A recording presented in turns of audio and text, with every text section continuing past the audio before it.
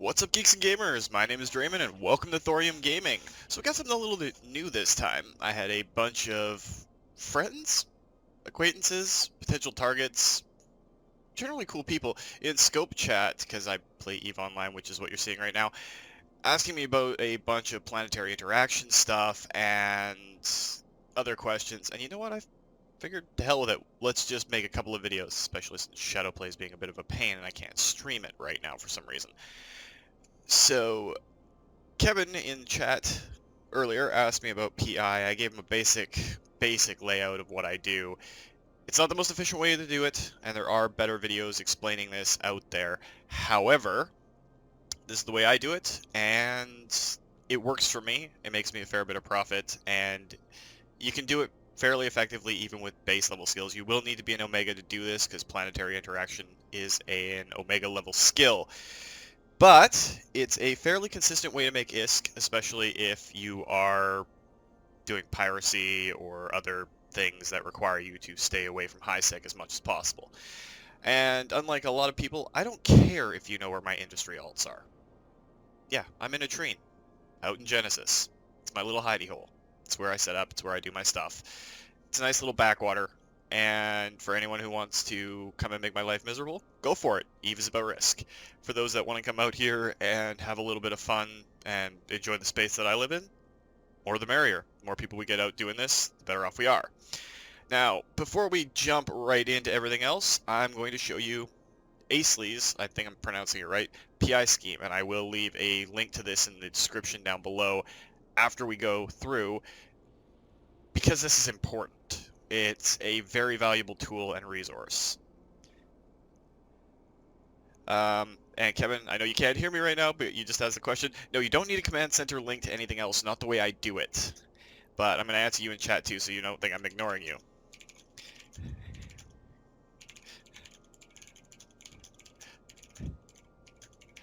And of course you can hear my obnoxiously loud keyboard going off, my Black Widow Chroma. Anyway, let's just tab out real quick and go over to the PI scheme. So the way this works out is you've got your basic, refined, specialized, and advanced resources, and a link to the planets that you're going to need. Now, for the purposes of this demonstration, we're going to be looking at mechanical parts, because I build robotics, and that generally works for me. It helps out a lot with what I do. And this entire diagram is great. So if we look at robotics, you need consumer electronics, mechanical parts, and they come from 4 baseline resources: reactive metals, toxic metals, precious metals, and serial structures, which of course are built from their resources, which come from very specific planets. We're not going to be going in depth into the robotics, although you'll see it in my PI layout as we go along. If we look at just mechanical parts, and that's why I love this diagram, you mouse over something and it shows you everything that's built from it and builds to it, starting from your planet types on the far left all the way up to what it builds into on the far right. So for this we need reactive metals and precious metals, which means we need base and noble metals. And those come from barren, gas, lava, plasma, and storm planets. And again, the lines link to where you're going. So we know what we need, and we know where we're getting them from. So I will leave a link to this. It's hanns.io/pi/ if you want to just look it up on your own, and in case I screw it up and forget to put it in the description. But it's an incredible resource, and for the person that made this, you are a legend. And Synapse is apparently updating, because I use Razer parts. Anyway, so we need base metals, and we need noble metals. Thankfully, within my version of things, I've already got that set up. So I use a deep space transport to do most of my transporting, especially for my PI.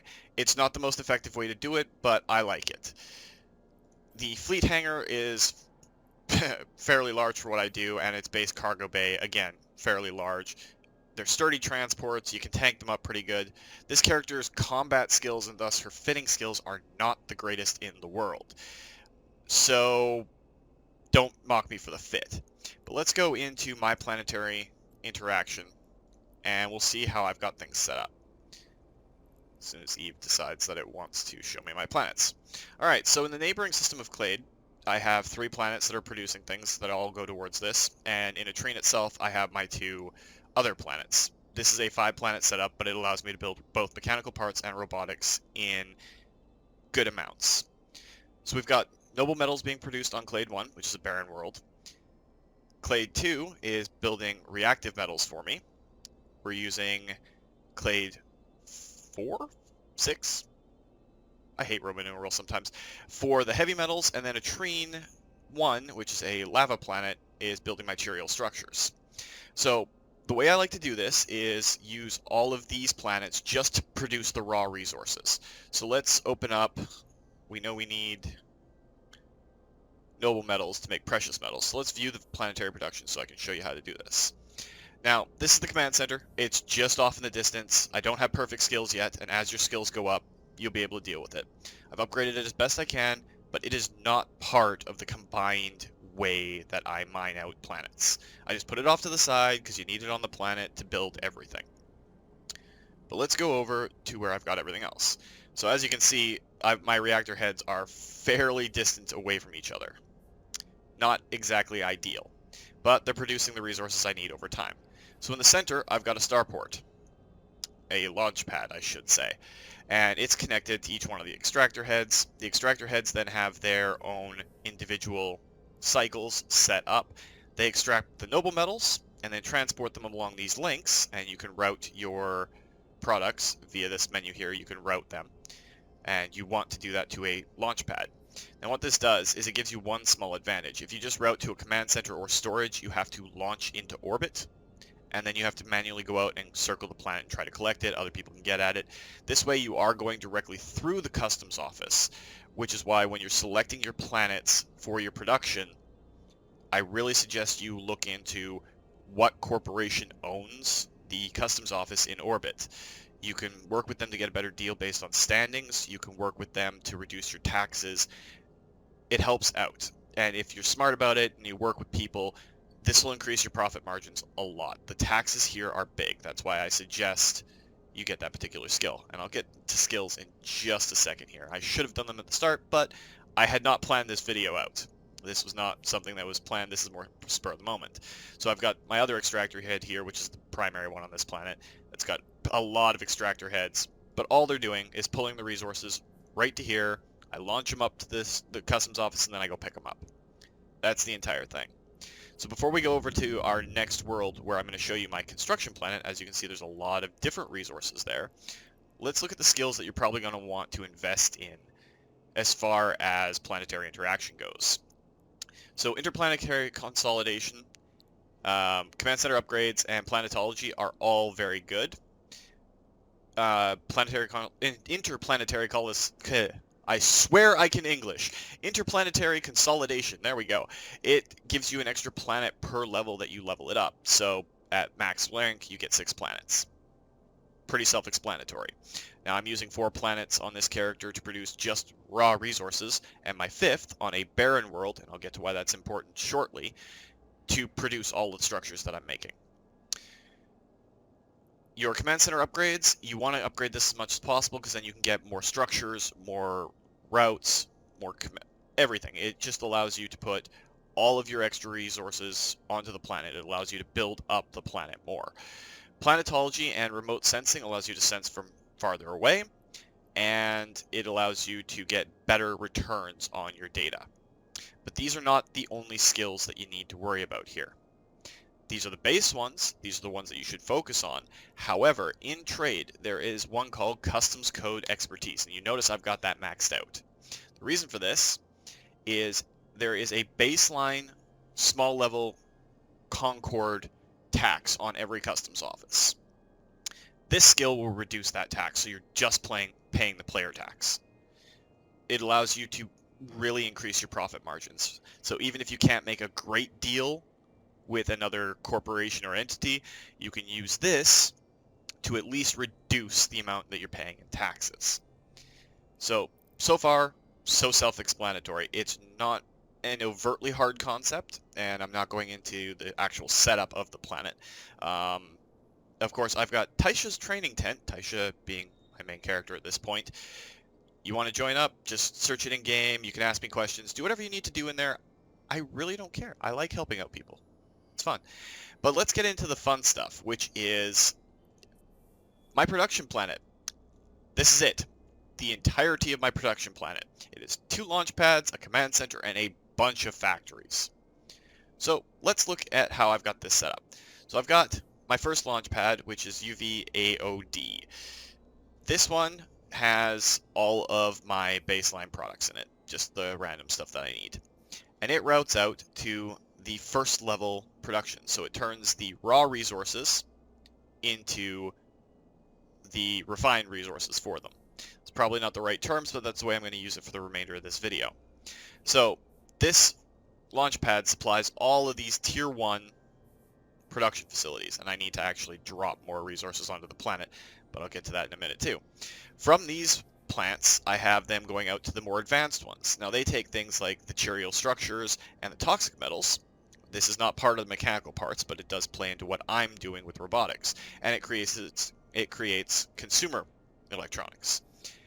I've got 2 setups for mechanical parts and 2, or just 1 for consumer electronics, because I want the mechanical parts to sell as well, and I use them when I am building other things, because I do a lot of production and Tech 2 research and all that sort of stuff on my characters as well. So I've got 2 mechanical parts buildings. They produce that based off of the reactive and precious metals that are produced by the first factories. And then I've got my robotics facility. Now this takes the consumer electronics from the advanced facility here, and it takes the mechanical parts from one of these, and it makes the robotics, and then I output it all to a second launch pad. I still have a lot of power and a lot of CPU I can use on this planet if I want to increase my production, but the way I've got it set up, I'm producing enough resources to have excess resources right now, and I kind of like selling them as well. I'm playing the market with planetary resources. But essentially, Tier 1 buildings create the Tier 2. The Tier 2 buildings feed both a Tier 3 and into my launch pad. So then what we do, we have a ton of stuff that we need. I should actually go back in there for just a sec, see what's in this first launch pad. So we still have heavy metals and we still have non-CS crystals. Okay, not a big deal. Heavy and non-CS. So let's go into my inventory. And yeah, you're going to see a lot of random crap in here. This is my indie tune, so you're going to be seeing stuff like rig parts, RAM, drones, whatever. And a lot of calthrates. A lot of stuff that I produce. And planetary resources should be down near the bottom. Alright, so these are more advanced stuff. These are other things that I produce in varying quantities over the time. So we know that we're going to need some noble metals and some base metals to go out to our facility. And I'm not going to need 2.4 million of the noble metals. So let's just put in, let's say, 100,000 of them. And we'll do the same for base metals, because I'm just doing a demonstration right now. I don't need to do too much more than that. Okay, so now we've got those loaded up into our deep space transport. Let's undock and head over to my production planet. And then I'll show you how the entire system works for me. I'm getting a pretty decent tax break from the corporations that I have kind of finagled out here. But we'll right-click and we'll go to our customs office and we'll warp to within zero. Warp drive active.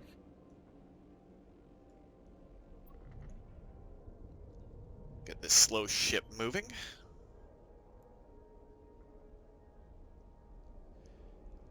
And no worries, Kevin, I will link you this video as soon as it is done and uploaded.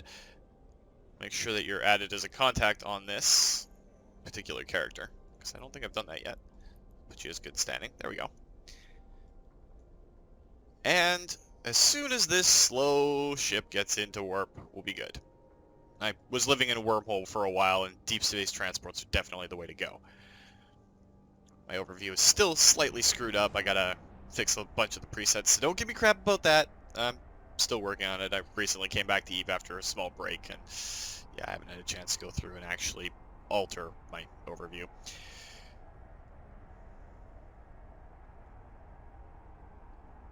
Alright, so we're landing now. at the customs office. We'll open it up.